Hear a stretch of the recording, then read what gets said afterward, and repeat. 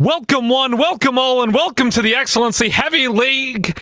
It is time for the all-pro teams, and first on the docket is our third team. But first, with me on the desk today, we have DJ, Random Minion Caster, and of course, Necrox, my fellow play-by-play. And for the third team, we have Woohyun in the top lane, Mel Scout in the jungle, Ryopkers in the mid lane, Boost is Success, and AD Carry, and Mr. Kiwiism and support. Guys, tell me how we came to this decision.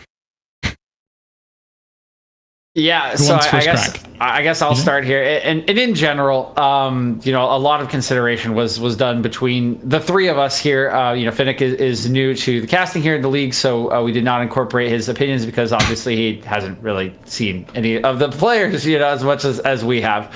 And so it is the three of us, Necrox, RMC, and I, and we had multiple meetings about this. We even got some feedback from members of the community to kind of, boost our ability to understand, what makes a player good, or, where some of the, where we kind of should be focusing, and then use stats from there to try to kind of build out the perspective on all these players and how important they are to their teams. And then you guys can clarify if this was a part of your process, but I think it's something we discussed. Is this is a very focused list on the performance in the regular season, right?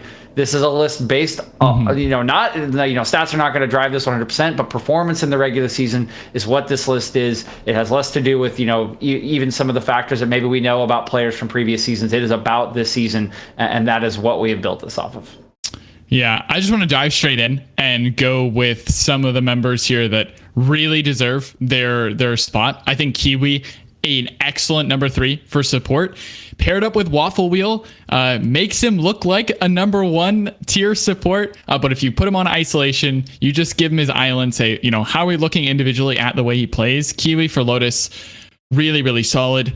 Earlier on, we saw a lot of roam potential. We saw a lot of movement across the map, and then Lotus sort of found their identity. It's all in the bot lane. We need to index here. They give him the peel, they give him a carry, and Kiwi, along with Boost, I think, who maybe could go up or down a level depending on what we're thinking here. But I think this bot lane, honestly, is a really solid tier 3, in my opinion, for all pro. Yeah, I'd agree with that. And the other thing that we should note is certain positions had certain sort of ranges where it was very, very complicated. Like AD carry, I think our number 1, number 2 was pretty set across the board for us here. But 3 to 5 was really, really, really close. And Boost just wasn't always in the best position. Sparta Prime doesn't always play around their bot lane and found success on his own pretty much here. Kiwiism, the opposite end of the spectrum. So personally, this duo I really like, because part of me was thinking, what happens if you give Boost all that attention? If you give him a support who's just going to sit there and protect him the way that Kiwi does tend to do. But for myself, I'm a mid laner, so I'm super interested in the mid lane. And the fact that Rio got mid lane, I thought was actually super interesting. Mid lane, I think another one of those lanes where we had a very wide range between second to fifth, and there was a lot of talk, a lot of different names were being thrown around, but Rio has consistently performed. And if you look at the way draft goes for New Age Frost, we often see 3 to 5 bans being thrown at that mid lane. You can't keep Rio down, and Rio continues to carry New Age Frost, and tonight especially, he's got to continue doing that. Yeah, so here's my general list, the whole of my research for this whole page. Spoilers. Obviously, a little too hard to see. It'll all be posted, in general later for me today. But I did really struggle with the mid lane position. I think the sort of 1 to 2 for me was fairly clear. I think 3 to even 6 was really, really hard. I think the stats were very close. I think the players are all very important to their team. I ended up giving it to Rio just because I thought that his play for New Age, who is a very early game focused team, who needs someone to create pressure out of the mid lane, was really, really good this season. And I think it added something that they were really missing last season when Peter de Nunes was there. So for that reason, I did give it to him, although I do think having LeBlanc in multiple games does, make your stats look a little bit better than being on other mid laners. I mean, not everyone does play LeBlanc, right? But it gives you early pressure and it gives you kill pressure, right? It gives you a lot of, there's a lot of things that go into that, right? And that is something that I did, take into consideration, but I think Rio played the champion very, very well and did what New Age was asking him to do extremely well. So that was my lean. I had Kiwi higher. I had Kiwi in second. I think he was even better this season than he was last season, alongside Alistair. But I do agree that I think the top 3 supports were very, very tight. And I think our list is even with him at 3, as long as he's there, is good. The 2 places we haven't touched on that we'll get to, of course, right now is jungle and top lane. I think we actually, I think I kind of agree, and I think we arrived at a good number 3 here for the jungle in Malscout. I think, he has been a rock for a team that has been kind of flipping through subs and had a bit of a rocky start in general, coming from what was a broken team in Orbital Void. And he has been sort of the voice and the leader for this team. His stats are very good. It plays a lot of different champions. And I think it's been just generally a very consistent and excellent season from Bellscout. And I think he is a big reason why AOE is fighting for a playoff spot tonight against Who Flashed That Fight. Yeah, that's exactly where I was going. Is tonight is actually a great determiner. Even though these are already locked in, we don't get to change. If you can perform against Baka tonight, I mean, come on. Like, it doesn't get any better than that. Spoilers, Baka is already known to be one of the best junglers in the league. Without going too far, I'll say definitely Malscout has something to prove. Woohyun in the top lane, you guys value this guy above me. I won't give away exact positionings just so we keep the identity and integrity of the rest of our tiers to go. But you guys had a lot to say about Woohyun. To me, kind of just another figure on Sparta Prime throughout the split, but you guys seem to think different.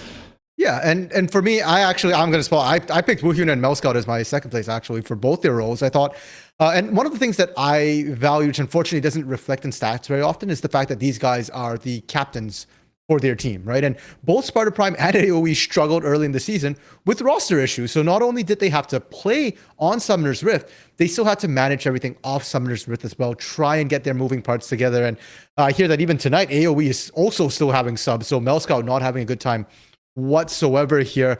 Malscout is number 1 in kills for all junglers as of last week. So right now, I think he kind of deserves it. He's been doing a lot of that. He's second highest in terms of damage to objectives as well among junglers. And to me, that's a horrifically underrated stat. People keep forgetting to check how much damage is your jungler actually doing to objectives. That is ultimately their job, not getting kills. And so I had him a little higher, but I will agree that whoever's on that second tier looks better to the eye test. Won't spoil that just yet. And Woohyun here, same thing. I mean, he's captain for his team. I think he's also very underrated. He's got the second highest kill participation. And in a league, in a split where the top lane has had generally pretty bad kill participation. Yeah. I think that's pretty important there. Second highest KDA as well. And he's got second highest KDA while also having the second highest deaths. So it's not a case where this guy doesn't die and that makes his KDA look great. No, he dies a lot. He just gets even more kills and even more assists. Yeah, I'm with you there. I will say one thing. I think that top lane this season was our shallowest position, both due to roster swaps, subs, whatever the case may be. But I do think that contributes a little bit. I did have Woohyun a little higher on my list. I think his stats across the board were some of the best in the league. I do think it's valuable that he's a captain. And yeah, I think that kill participation stat was a big deal for me, RMC. Like, top laners are known for being on an island, right? Even in higher levels of league, even in challenger levels of league. And to have that much kill participation, be able to group with your team at the right times and be that impactful, I think is absolutely critical. I think it shows what a rock he is to the squad, both as a leader and as a player in game. And so I had him a little bit higher on the list. And I do think this one actually for me is kind of is probably one of my two, if I were to judge it, probably one of my two snubs here. I think he should be higher. All right, guys, that's all the time we have for the third team. Sorry about that, Necrox. Moving on to the second team, though, as we wait for the graphic. It's going to show up eventually. Anticipation. Anticipation. There we go. There we go. On the top lane, we have Dusk to Dawn from Who Flashed That Fight, McShootums from Glaive Esports, JVL from Lotus, Paxax from AOE, and Alex from Sparta Prime. I believe the person who went first last time was DJ, so Necrox, you have the floor. Yes, I have 2 points. One that I'm going to carry over from tier 3. I do want to say that we sort of all had different approaches to going into this. So I think colors, honestly, you guys did a really good job incorporating stats. Me personally, I just give the old eye test, the old sniff test, and go, what do I remember from this player throughout the split, even looking over some VODs as well. So that's why some of the stats honestly didn't appear to be so important to me. But in this one, I got to start in the mid lane. JVL getting tier 2. I think is probably going to be one of the most questionable throughout.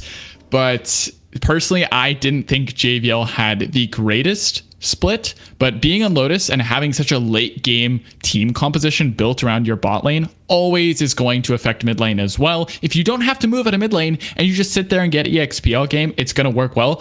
But I have to say, he played efficiently with the gold that he gets, and with, you know, the time that he's given. I think he then pushes that gold into a really good spot, and this is why he's tier 2. Don't think he's a playmaker, but he absolutely uses that gold to the best extent possible.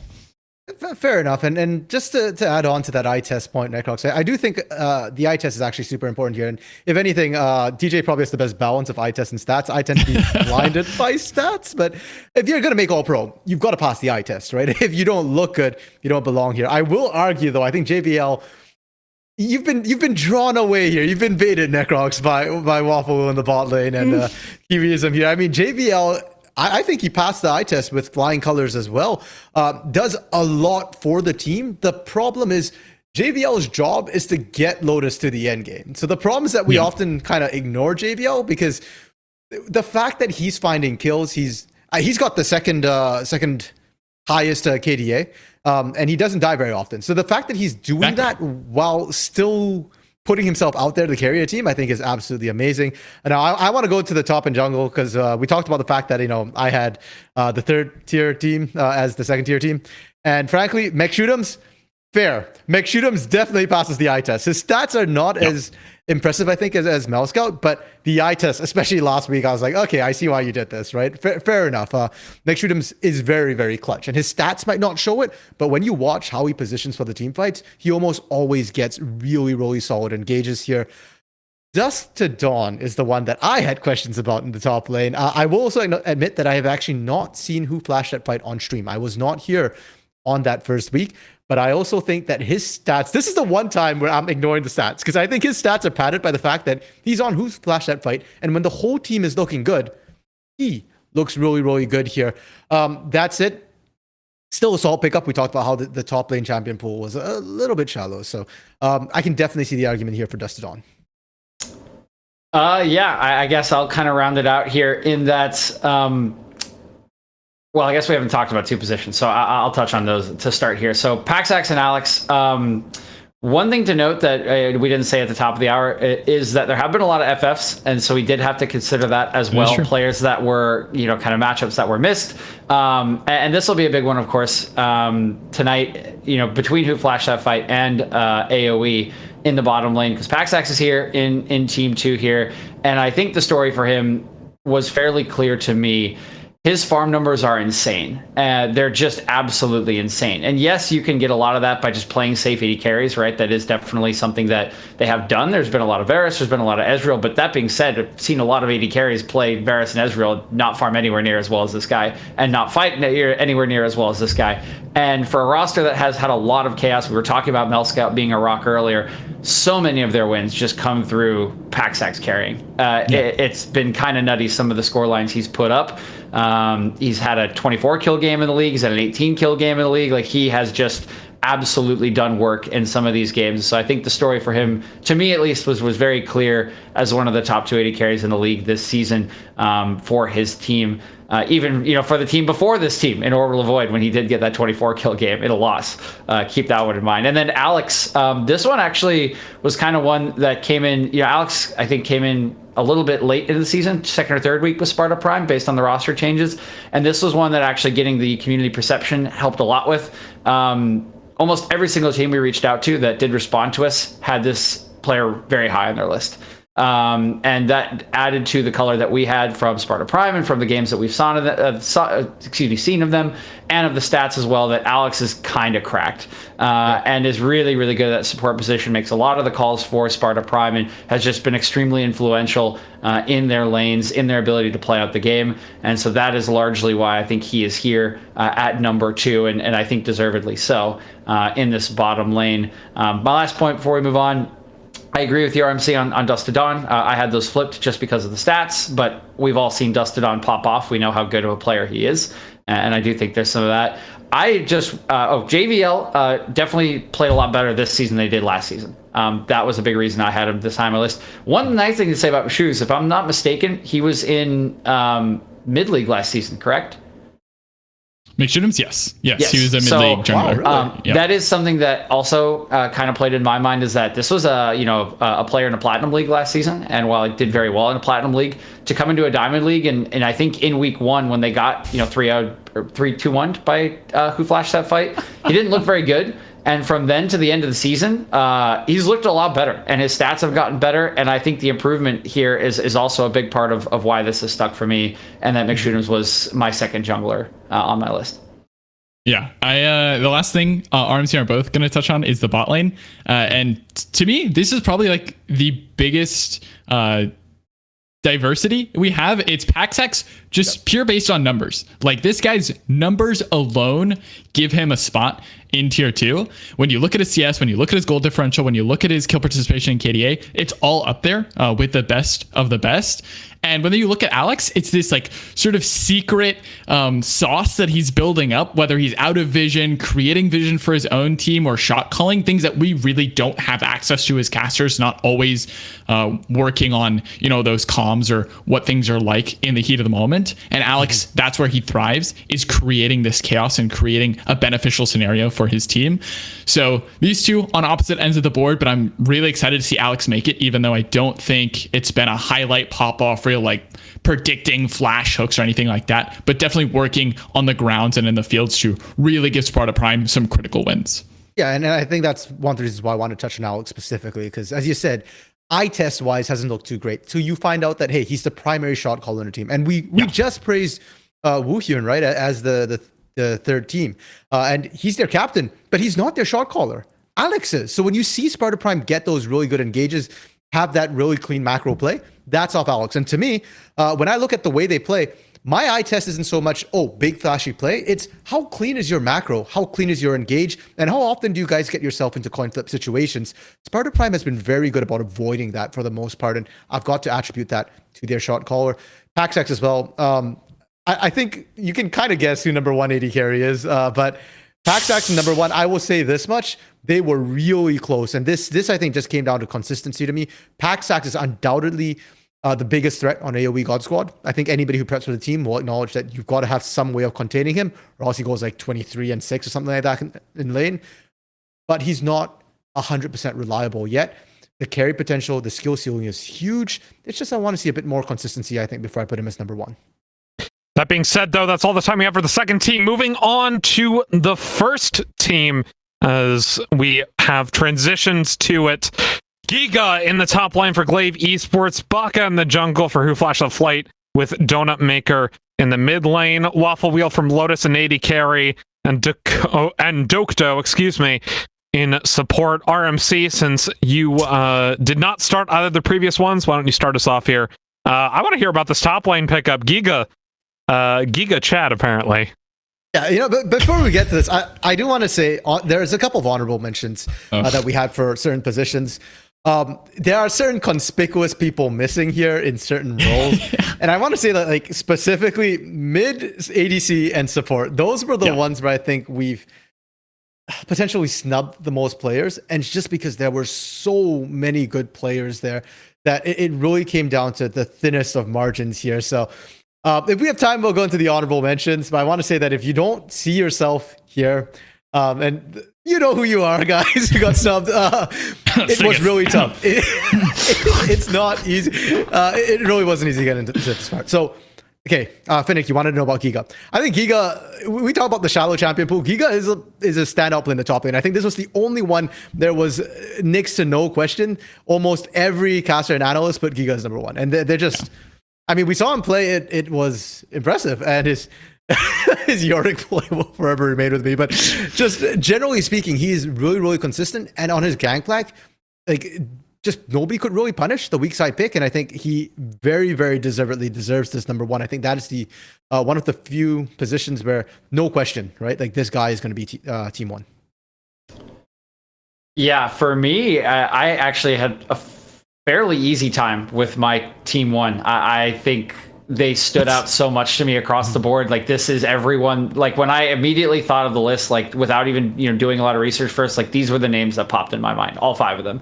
Giga, he's played a lot of the same champions, and they are often fairly defensive, but it doesn't matter. Like, he doesn't die, and he's involved in every single one of his team's kills. He's just been insane this season, and a huge part of why Glaive, is very high up in the standings. And then, of course, the 3 here players from who flashed that fight, very clearly, I think to me, the best in the role. I think there's a little bit of disagreement from the other casters on one of them, but I think Baka was very clearly ahead of the curve with everyone else here in Heavy League. His stats speak for it. The record speaks for it, right? Everything speaks for it there. Donut Maker, we saw him in week number 1, of course, just pop off. I think we'll see more of that here tonight. And I think he's very clearly, to me, the best mid laner here this season. Waffle Wheel, I've heard from so many people in and around the league, just like Waffle 1v9, right, all season long. Like, that is what Lotus plays for. They have the longest game times in the league. Why is that? Because Waffle needs time to scale up, get items, and then just be a god in team fights. And his positioning in team fights, his ability to carry in team fights is pretty unparalleled at the moment, I think. So that was a clear one to me. And then Dokdo, to me, the best support in the league, is part of the best team in the league. I think statistically, maybe not as clear, but I think having the best jungle support is kind of the way the meta rolls right now. And I don't think that Who Flashed That Fight is 21 wins now or something like that without their jungle support being the best in the league. So to me, that one was very clear as well. Yeah, I think definitely snubs across the board. Other than top and jungle, I think are probably the ones we were all very adamant about being number 1. DJ and I actually had the same exact votes for team 1. Like, we just agreed across the board. Puffles not being in mid lane is a crime. I just want to shout out Puffles. You're insane, man. Don't get discouraged by this. Definitely an honorable mention. I'll just give you that one. Skipping right on Donut Maker, obviously incredible. Week 1, like, that play is just going to live in my head forever. And you have thoroughly solidified yourself in Heavy League. Waffle Wheel, though, this is the one I want to talk about. Mm-hmm. It is the double lift story of Heavy League. We've said this time and time again. Alistair is gone. Lotus needs something. Okay, guys, we all know bias caster jokes. Lotus is my favorite team. They are my organization. These guys were ranked 6th by me because Alistair left. I had no faith in this team to do absolutely anything without their carry.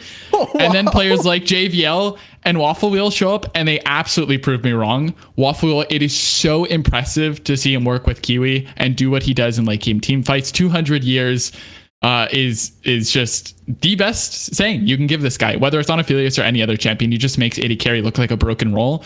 And honestly, I'm waiting for Dokdo and Waffle Wheel to be a lane, because that would be a lane I would watch. Like, Academy ready, send these guys out. C9M, be careful, because they're coming for your spots. Oh, okay. So DJ kind of alluded to the fact that not all of us are the same. What we're kind of saying is I didn't think Dokdo was that amazing that he was team 1, but to be fair, like I said, I haven't seen Who Flashed That Fight, and the fact I voted Baka and Donut Maker, I think was a testament to their stats. Dokdo's stats definitely didn't look as good, at least stat wise to me when I looked at it. And I also felt like Dokdo was a little bit inflated by the way Who Flashed That Fight played, and specifically their AD carry Stingus. Stingus is one of the ones I thought was greatly snubbed here, unfortunately. And I actually love Stingus' champion pool. I think that together, Dokdo and Stingus are a very, very good duo. But if anything, I would actually have had Stingus a little higher than and Dokdo maybe a little lower, but it didn't work out. And you know what? Tonight, we get Who Flashed That Fight playing, and I'm looking forward to them showing me why Dokdo is so high up here. And, to me, when I'm watching that bot lane, more than Stingus trying to prove himself, I'm looking at Dokdo to try and live up to you guys' expectations here. Well, that has been our presentation of the all-pro teams. Any final thoughts you want to say before we head on to desk? I got one. Stingus, I love you. Please don't be angry with me. Stingus, I'm so sorry, man. You have been a great friend throughout the split. I'm not going to go into any further reasoning why we chose the teams that we did, but trust me, you're of the best AD carries we've ever seen in Heavy League. It's just pop-off moments are pop-off moments, and I'm waiting for it. I get to cast you tonight. I'm literally your play-by-play. Make me drop my jaw. Play Stingus Kog'Maw, man. I'm ready. And with that, I believe we are done with our pre-show tonight. Moving on to the desk. You will